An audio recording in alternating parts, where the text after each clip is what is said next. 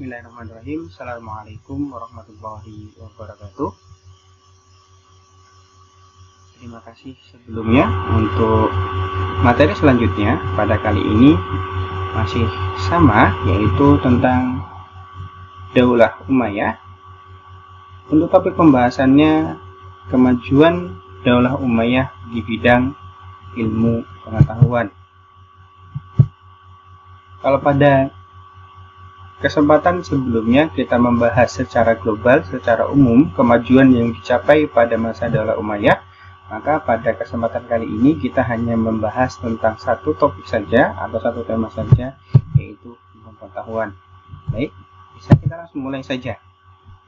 Apa saja yang akan dibahas tentang ilmu pengetahuan tersebut? Pasti pertama definisi, kemudian yang kedua ada tokoh atau ilmuwan, kemudian yang ketiga ada biografi singkat, kemudian yang keempat ada karya atau buku yang dihasilkan. Keempat ini akan mulai dibahas setelah kita mengetahui, yaitu pembagian ilmu pengetahuan. Baru nanti kita akan menginjak ke definisi. Pada masa Daulah Umayyah ini, ilmu pengetahuan itu dibagi menjadi dua. Satu, ilmu yang terkait dengan agama atau ilmu agama, kemudian ilmu yang bersifat umum. Ilmu agama sendiri pada masa Daulah Umayyah itu ada empat bidang setidaknya. Pertama ada ilmu fikih, ada ilmu hadis, ada ilmu tasawuf, ada tafsir. Sedangkan untuk umum itu ada dua, pertama kedokteran, yang kedua sejarah dan geografi. Secara singkat dapat didefinisikan dari setiap cabang ilmu. Yang pertama ilmu fikih, yaitu ilmu yang membahas tentang hukum syariat. Kemudian ilmu hadis, yaitu yang membahas tentang perkataan, perbuatan, ketetapan yang semuanya bersumber dari Rasulullah SAW. Ilmu tasawuf sederhananya adalah melepaskan kehidupan dunia atau melepaskan kehidupan yang bersifat materi. Tafsir yang dimaksud di sini adalah penjelasan, kemudian mengambil hukum, makna yang ada di dalam ayat Al-Quran. Ini lebih global, lebih komprehensif dibanding dengan arti. Maka tidak bisa dikatakan tafsir itu adalah arti, karena keduanya berbeda. Kemudian ada kedokteran yang membahas tentang organisme, baik itu manusia ataupun hewan. Kemudian mengetahui bagaimana cara pengobatannya. Sedangkan untuk sejarah dan geografi, sejarah membahas tentang kehidupan atau peristiwa pada masa lalu, geografi membahas tentang ilmu bumi. Baik, kita mulai saja. Untuk yang pertama ada ilmu fikih. Kita tadi sudah membagi tentang tokoh dan sebagainya, maka kita akan mulai dari yang pertama, ulama fikih yang terkenal pada masa Daulah Umayyah. Yang pertama Imam Hanafi.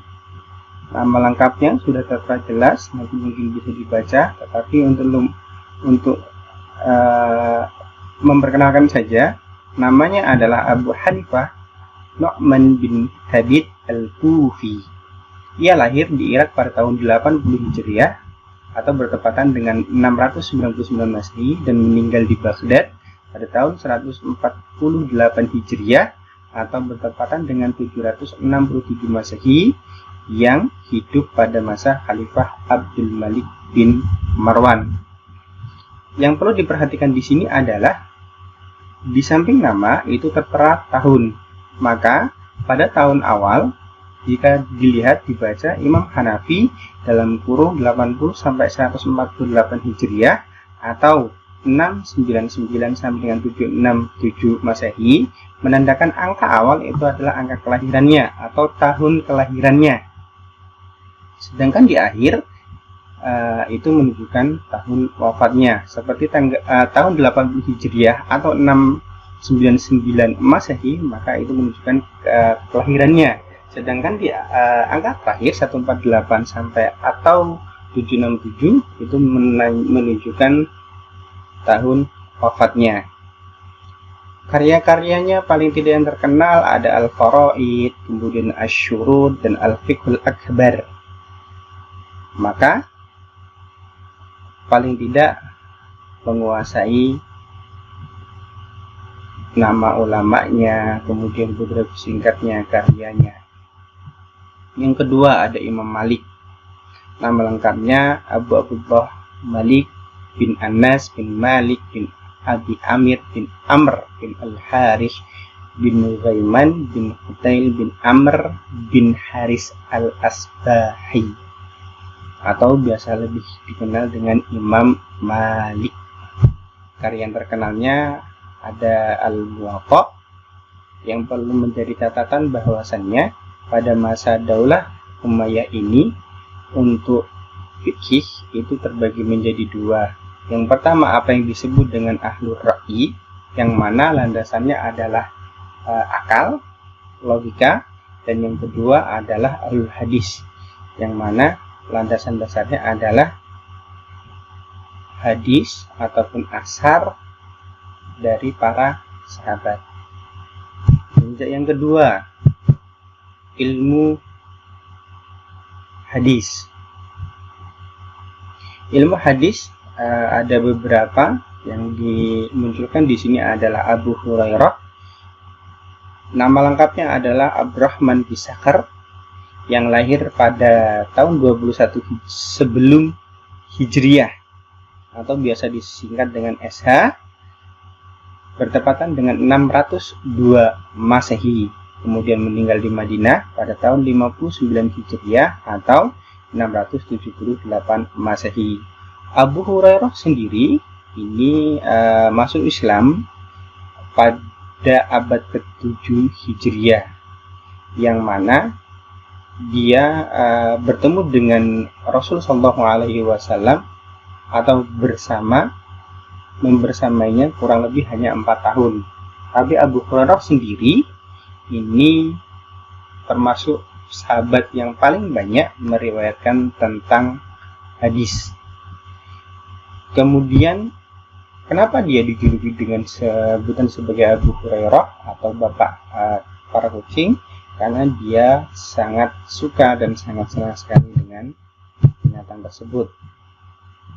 Yang kedua ada tasawuf. Tokohnya ada Hasan Al-Basri. Di samping sebagai ilmuwan atau ahli di bidang tasawuf, maka dia juga ahli di bidang tafsir. Nama lengkapnya adalah Abu Sa'id Al-Hasan bin Abi Hasan Yasr Al-Basri. Lahir di Madinah tahun 21 Hijriah atau 642 Masehi dan meninggal di Basrah atau Irak pada tahun 110 Hijriah yang bertepatan dengan 728 Masehi. Karya-karyanya itu ada silang pendapat. Ada yang mengatakan bahwasannya dia tidak pernah menulis buku, tetapi ada sebagian yang menyebutkan dia menuliskan beberapa risalah atau lembaran-lembaran yang dimuat dalam sebuah tulisan. Ada Al-Adad Ayy Al-Quran Karim, kemudian ada Al-Ikhlas, kemudian risalah Fadhail Makkah wa as-sakan fih. Kemudian yang penting dalam ajaran tasawuf Hasan Al-Basri adalah al-khauf war-raja, takut dan harapan. Yang dimaksud adalah takut terhadap siksaan Allah Subhanahu wa taala dan berharap akan janji serta balasan kebaikan dari Allah Subhanahu wa taala. Tokoh yang kedua itu ada Rabi'ah Al-Adawiyah. Sudah sangat masyhur, sudah sangat terkenal, seorang sufi atau tasawuf wanita pertama yang masanya tidak jauh berbeda pada Hasan Al-Basri. Rabi'ah Al-Adawiyah sendiri adalah tasawuf wanita pertama dan di penghujung hidupnya tidak pernah menikah. Nama lengkapnya adalah Ummu Al-Khay bin Ismail Al-Adawiyah Al-Qaisyiyah, atau lebih dikenal dengan Rabi'atul Adawiyah. Tidak memiliki karangan buku, tetapi ajarannya sangat kental dan sangat diingat oleh para muridnya. Salah satu ajaran tasawufnya adalah al-mahabbah, cinta yang sangat mendalam, bukan terhadap sesama manusia tetapi terhadap ilahi, yang mana semua amal ibadah, semua ibadah didasarkan atas cinta ilahi yang tidak mengharapkan imbalan ataupun pamrih, baik itu berupa pahala, surga, atau penyelamat dari azab neraka. Kemudian yang terakhir ada tafsir. Di bidang tafsir ada Mujahid bin Jubair. Di sini ada beberapa ulama, kemudian ulama tafsir, kemudian yang menetap di beberapa kota atau di beberapa wilayah. Dan Mujahid bin Jubair ini menetap di Mekah. Nama lengkapnya Abu Al-Hajjaj Mujahid bin Jabar Al-Makki Al-Makhzumi Al-Makri, yang lahir di Mekah 21 Hijriah atau bertepatan dengan 642 Masehi, meninggal pada tahun 104 Hijriah atau 722 Masehi. Pada masanya juga ada beberapa ulama yang sangat masyhur, terkenal, yang termasuk juga guru dari Mujahid bin Jubair, yaitu Abdullah bin Mas'ud, atau lebih terkenal dengan Ibnu Mas'ud. Tetapi kenapa tidak dimasukkan? Karena jika melihat tahun, beliau wafat pada 32 Hijriah atau bertepatan 654 Masehi, di mana Daulah Umayyah itu belum ada, karena Daulah Umayyah baru berdiri pada tahun 41 Hijriah atau bertepatan dengan 661 Masehi. Maka yang dimasukkan adalah Mujahid bin Jubair, karena Ibnu Mas'ud itu terkenal dan masih digolongkan pada tingkat sahabat.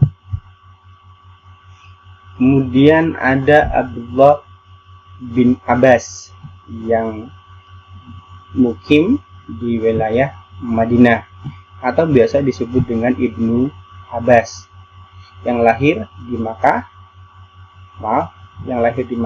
pada tahun 3 sebelum Hijriah, kemudian meninggal pada tahun 68 Hijriah. Kemudian ada Alqamah bin Qais yang berada di Kufah dan Irak. Nama lengkapnya adalah Abu Shibli Alqamah bin Qais bin Abdullah bin Malik An-Naqai Al-Kufi.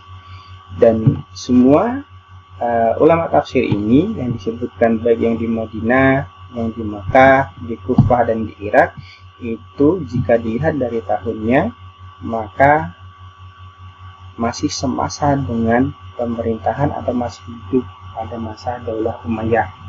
Itulah pentingnya meletakkan ataupun menuliskan tahun wafat dan tahun lahirnya, karena dari situ kita bisa melihat apakah ulama tersebut masih semasa atau masih hidup pada masa Daulah Umayyah. Seperti dicontohkan tadi, Abdullah ibnu Mas'ud, betul, itu adalah ulama tafsir yang sangat masyhur sekali di kalangan sahabat.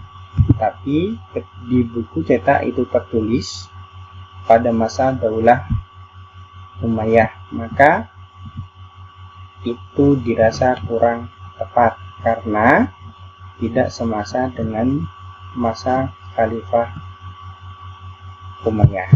Yang terakhir ada ilmu umum, ini tidak terlalu banyak penjelasannya. Ada ilmu kedokteran, ada Al-Haris Al-Kaldah, nama lengkapnya ada Al-Haris bin Kaldah At-Taqafi, lahirnya tidak tahu pasti. Ada yang mengatakan hidupnya itu 3 tahun, kurang lebih 3 tahun sebelum Nabi wafat. Ada yang mengatakan beberapa tahun, 7 tahun sebelum Nabi wafat. Kemudian yang kedua itu ada ilmu sejarah dan geografi, ada Ubaid bin Syariah Al-Jurhumi. Mungkin itu yang bisa dijelaskan secara singkat. Untuk lebih jelasnya nanti bisa disaksikan atau bisa dipelajari sendiri melalui slide yang nanti akan dibagikan pada keterangan ataupun attachment yang ada di link YouTube yang akan dibagikan. Oke, terima kasih semuanya. Assalamualaikum. Tetap semangat. Semangat belajar pula.